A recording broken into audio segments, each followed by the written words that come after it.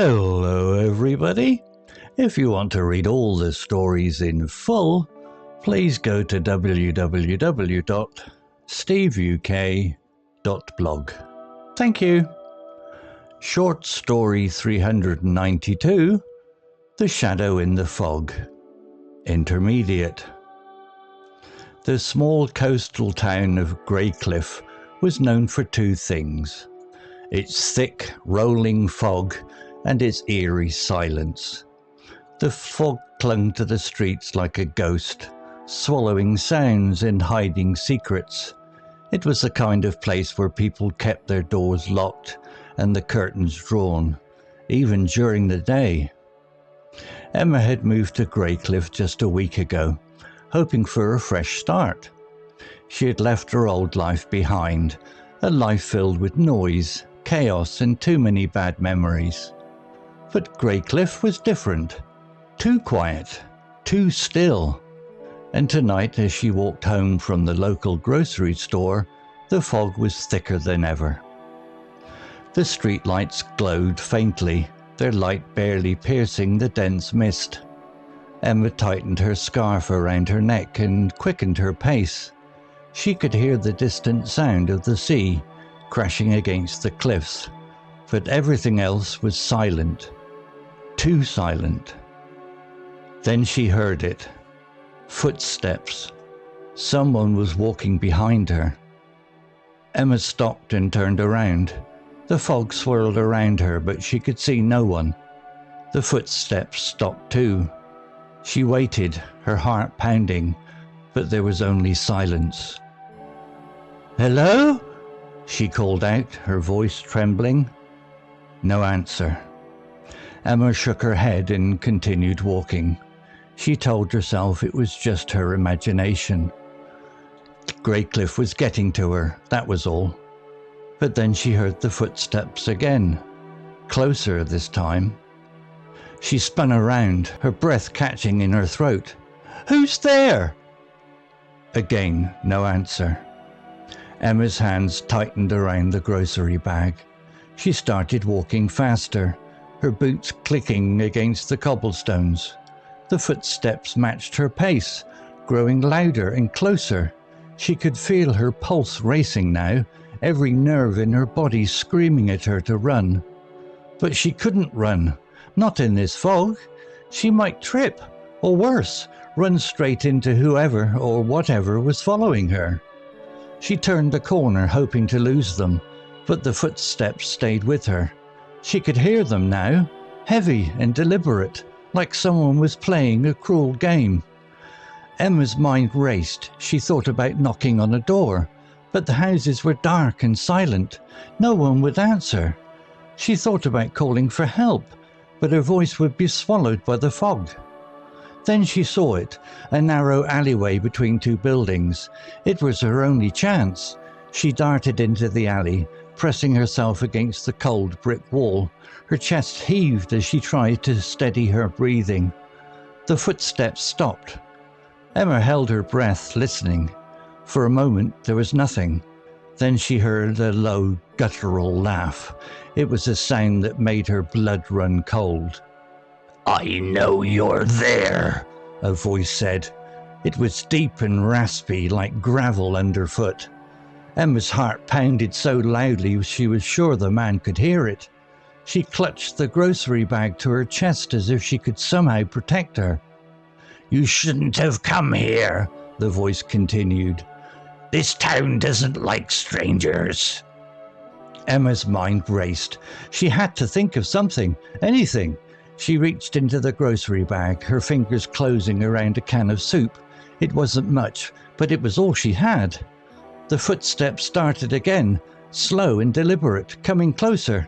Emma could see a shadow now, tall and looming, just outside the alley. She raised the can, ready to throw it, but then the shadow stopped. "Emma?" the voice said, softer this time. She froze. How did he know her name? "You don't belong here," the voice said. "Leave while you still can." And then, just like that, the shadow was gone.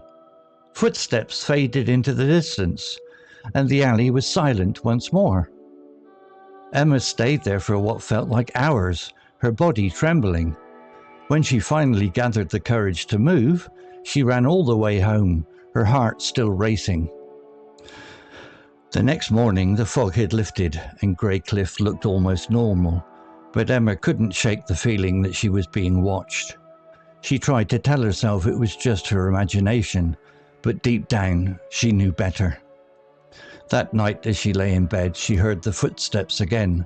This time, they were outside her door. Emma sat up, her breathing catching in her throat.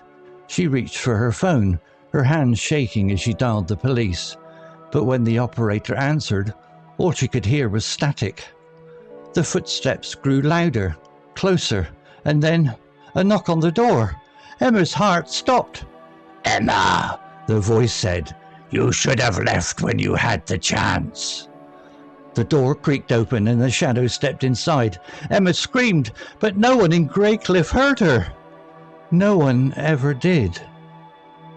Vocabulary notes: eerie, meaning strange and frightening, often in a mysterious way. Example: the small coastal town of Greycliffe was known for two things: its thick rolling fog and its eerie silence. Similar words: spooky, uncanny, unsettling, creepy. Usage tip: use eerie to describe something that gives you a feeling of fear or unease, especially when it's hard to explain why. Swallow, meaning to completely cover or hide something.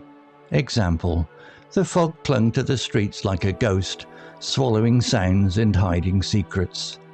Similar words: envelop, consume, engulf, absorb.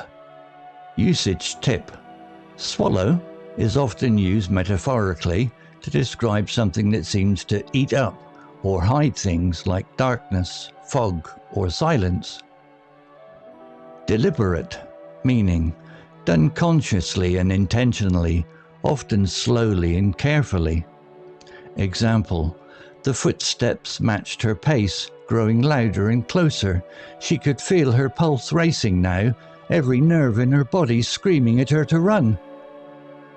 Similar words: intentional, purposeful, calculated, measured. Usage tip: deliberate can describe actions, movements, or decisions that are done with clear intention. Guttural, meaning a deep, harsh sound made in the throat. Example: then she heard a low, guttural laugh. It was a sound that made her blood run cold. Similar words: gravelly, hoarse, raspy, throaty. Usage tip: use guttural to describe sounds that seem to come from deep in the throat, often used for voices, laughs, or animal noises. Loom, meaning to appear as a large, often threatening shape. Example: Emma could see a shadow now, tall and looming, just outside the alley. Similar words: tower, hover, dominate, overshadow. Usage tip: loom is often used to describe something that seems large, threatening, or imposing, like a shadow, storm, or problem. Tremble, meaning to shake slightly, often because of fear, cold, or weakness. Example: Emma's hands tightened around the grocery bag.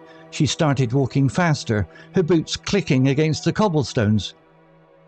Similar words: shake, quiver, shudder, vibrate. Usage tip: tremble is often used to describe physical reactions to fear, anxiety, or cold. Static, meaning a crackling or hissing noise on a phone, radio, or other device, often indicating a poor connection. Example: but when the operator answered, all she could hear was static. Similar words: interference, noise, distortion, crackle. Usage tip: static is commonly used in the context of technology or communication devices when the signal is disrupted. Creak, meaning A harsh, high-pitched sound made by something moving or opening slowly. Example, the door creaked open and the shadow stepped inside. Similar words, squeak, groan, grind, screech. Usage tip. Creak is often used to describe the sound of old doors, floors or furniture. Clutch, meaning to hold something tightly, often out of fear or desperation. Example, she clutched the grocery bag to her chest as if it could somehow protect her. Similar words, grasp, grip, cling, seize. Usage tip. Clutch is often used to describe holding something tightly, especially in moments of fear or urgency. Pulse, meaning the regular beating of a heart, often felt during moments of fear or excitement. Example, she could feel her pulse racing now, every nerve in her body screaming at her to run. Similar words, heartbeat, throb, rhythm, beat. Usage tip. Pulse is often used to describe the physical sensation of a heartbeat, especially in moments of tension or fear. Story written by DeepSeek AI. CC Music, drifting at 432 Hz, unicorn heads. To read all the stories in full, please go to www.steveuk.blog. Thank you. Hello, this is Steve. If you enjoyed the story, please would you take the time to leave a meaningful comment and click on the like icon. If you want to know when the next story has been uploaded, please click on the notify bell icon to be notified.